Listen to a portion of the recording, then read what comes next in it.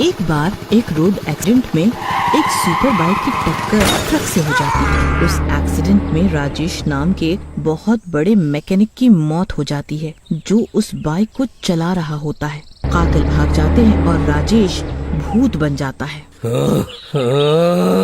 रुको, तुम नहीं बचोगे धोखेबाज दोस्तों। फिर वो भूत सुपर बाइक में समा जाता है और बाइक अपने आप चलकर राजेश के घर जाकर खड़ी हो जाती है और राजेश का भूत बाइक से बाहर आकर पुरानी बातें सोचने लगता है। मैं अपने बेटे से बहुत प्यार करता था और उसे कितना शौक है बाइक का। ये सुपर बाइक मैं अपने बेटे के जन्मदिन पे देना चाहता था, लेकिन फिर राजेश का भूत पुरानी बातें सोचने लगता है। राजा, देखना मेरे बच्चे, तेरे जन्मदिन पर ऐसी सुपर बाइक दूंगा जो कि अभी तक इस दुनिया में किसी के पास नहीं होगी। उसकी इतनी स्पीड होगी कि वो पलक झपकते ही आँखों से गायब हो जाए और सिर्फ तेरी आवाज से ही चले, और जब तू रुकने को बोले तू रुक जाए। सच सच में पापा, क्या ऐसी सुपर बाइक बनाना पॉसिबल है? क्या ऐसी सुपर बाइक बनाई जा सकती है? बनाई जा सकती है क्या बेटा? मैं ऐसी सुपर बाइक पर काम कर रहा हूँ और जल्दी ही मैं ऐसी सुपर बाइक बना लूंगा, तुम देखना। तभी वहाँ राजेश की बीवी सपना आ जाती है। अरे वाह, क्या बात है, आज बाप बेटी में बहुत प्यार सी बातें हो रही है। क्या बात है? कुछ नहीं, मेरे और मेरे बेटे के बीच का सीक्रेट जब हो जाएगा तो हम दोनों बता देंगे। क्यों राजा? जी पिताजी। अच्छा चलो, ये सीक्रेट विक्रेट छोड़ो, रोटी खा लो, मुझे और भी काम है। तुम लोगों की तरह वेली नहीं हूँ मैं। इसके बाद तीनों खाना खाने चले जाते हैं। अगली सुबह राजेश अपने गैराज में अपनी सुपर बाइक पर काम कर रहा होता है कि तभी उसके दो दोस्त विट्ठल और सलीम लंगड़ा आते हैं। क्यों राजेश भाई, यह खटारा ठीक नहीं हुई क्या? क्या गैराज का काम छोड़ के इस खटारा की मरम्मत में लगे हुए हो? क्या लंगड़े, ये तो वही बात हो गई, बंदर क्या जाने अदरक का स्वाद। अरे मैं एक सुपर बाइक बना रहा हूँ जो इस दुनिया की सबसे तेज बाइक होगी और वो भी आवाज से चलेगी। ये बाइक बनने के बाद मुझे अपने राजा को गिफ्ट देनी है, उसे उसके जन्मदिन पर, समझा? क्या राजेश भाई, सुबह से हम ही मिले क्या जो लग गए फेंकने में? मैं फेंक नहीं रहा, बस थोड़ा सा काम बाकी है, बस फिर देखना तुम। इसके बाद विट्ठल और सलीम लंगड़ा वहाँ से चले जाते हैं, लेकिन उनके दिमाग में राजेश की कही हुई बात घूमती रहती है। अरे सलीम, एक बात बता, क्या ऐसी सुपर बाइक बन सकती है जैसे कि राजेश बोल रहा था? भाई बन तो सकती है, वैसे भी राजेश को मैं जितना जानता हूँ वो हवा में बात नहीं करता। अगर उसने ऐसा कर दिया तो वो बहुत अमीर हो जाएगा और उसके दोस्त होने की वजह से अपना भी थोड़ा नाम हो जाएगा। क्या घंटा अमीर हो जाएगा? वो तो बाइक अपने बेटे राजा को गिफ्ट देने को कह रहा है। अगर वो ऐसा करेगा तो जो पैसा हम कमा सकते हैं वो मौका भी जाएगा हाथ से, क्योंकि ये राजेश फार्मूला और बनाने का तरीका तो देगा नहीं किसी को। उसके बाद दोनों सलीम और विट्ठल योजना बनाते हैं कि राजेश को मार दिया जाए और सुपर बाइक बनाने का फॉर्मूला चोरी करके किसी को बेच दिया जाए ताकि दोनों अमीर बन जाएं। इसी कारण दोनों राजेश को ट्रक से टक्कर मार देते हैं। राजेश के मरते ही उसकी तलाशी लेते हैं, लेकिन उन्हें कुछ भी नहीं मिलता। उसके बाद दोनों वहाँ से भाग जाते हैं और राजेश भूत बन जाता है। तुम दोनों ने मुझे मार दिया, अब मैं तुम दोनों धोखेबाज दोस्तों को नहीं छोड़ूंगा। राजेश ये सोच ही रहा होता है कि वहाँ पुलिस राजेश की लाश लेकर आती है। लाश को देखकर राजा और सपना बहुत रोते हैं। राजा बेटे, हमें एक्सीडेंट वाली जगह से ये लाश मिली है। तुम्हारे पिताजी बाइक चला रहे थे, लोगों ने हमें बताया, लेकिन हैरानी की बात है कि ये बाइक यहाँ कैसे आ गई? एक्सीडेंट हुआ लेकिन इस बाइक को कुछ नहीं हुआ। जी, ये सुपर बाइक मेरे पिताजी मुझे मेरे जन्मदिन पर गिफ्ट करना चाह रहे थे, लेकिन शायद किस्मत को कुछ और ही मंजूर था। क्या मैं ये बाइक ले सकता हूँ? जी, ये बाइक तुम्हारी ही है, तुम रख सकते हो। ये सब राजेश का भूत खड़ा होकर सुन रहा होता है और बहुत दुखी होता।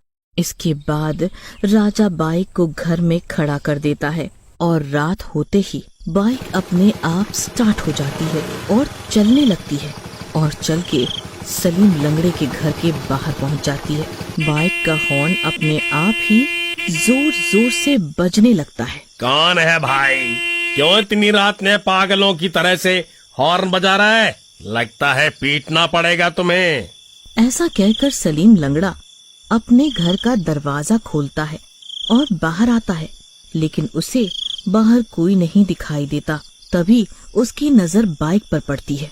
अरे वाह, क्या बाइक है! कितना सुंदर डिजाइन है। लेकिन ये तो उस राजेश की सुपर बाइक जैसी लगती है। एक बार इस पर बैठ के तो देखूं कैसा लगता है। अच्छा है, इसे चुपचाप बेच दूंगा। लेकिन सलीम जैसे ही बाइक पर बैठता है, बाइक चलने लगती है। अरे ये क्या हुआ? ये बाइक अपने आप कैसे चलने लगी? मैंने तो अभी स्टार्ट भी नहीं की। ये कैसा सेल्फ स्टार्ट है? बचाओ बचाओ बचाओ! लेकिन बाइक अपनी स्पीड से चलती रहती है। तभी एकदम से एक सुनसान जगह पर जाकर बाइक रुक जाती है और सलीम झटके मारकर बाइक से उड़ता हुआ नीचे गिरता है। अरे मर गया रे, मेरी कमर! अरे कमबख्त, किस जन्म का बदला ले रही है? अरे नास मिटी बाइक! तभी राजेश का भूत वहाँ आ जाता है और उसे देखते ही सलीम लंगड़ा काफी डर जाता है। राजेश, तुम जिंदा कैसे हो गए? तुम्हें तो हमने खुद मारा था, ट्रक से टक्कर मार के।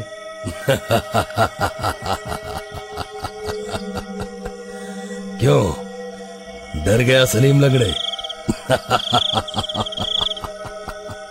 तभी राजेश का भूत एकदम डरावना हो जाता है और सलीम लंगड़े की गर्दन उखाड़ देता है और उसके बाद वो बाइक सलीम लंगड़े के शरीर के ऊपर से होके चली जाती है।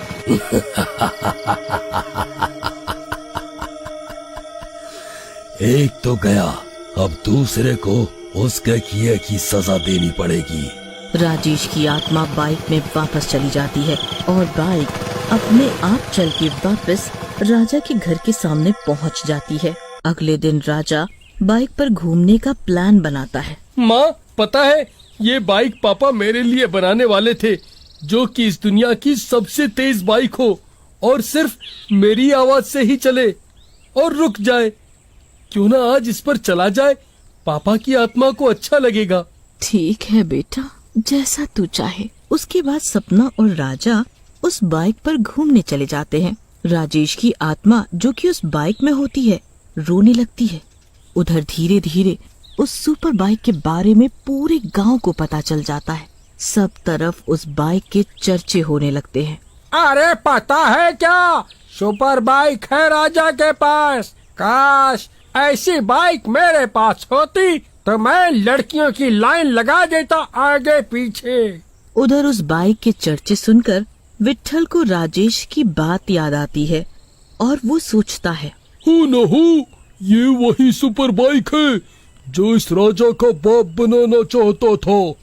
क्यों ना इस बाइक को चोरी कर लूं, उसके बाद इसको खोल के इसके बारे में पता तो चल ही जाएगा। उसी रात विट्ठल बाइक चुराने पहुंचता है और बाइक को जैसे ही छूता है, उसे जोर से बिजली का झटका लगता है और वो दूर जाकर गिरता है। अरे मर गया रे, ये कैसी बाइक है? ये तो करंट मार रही है।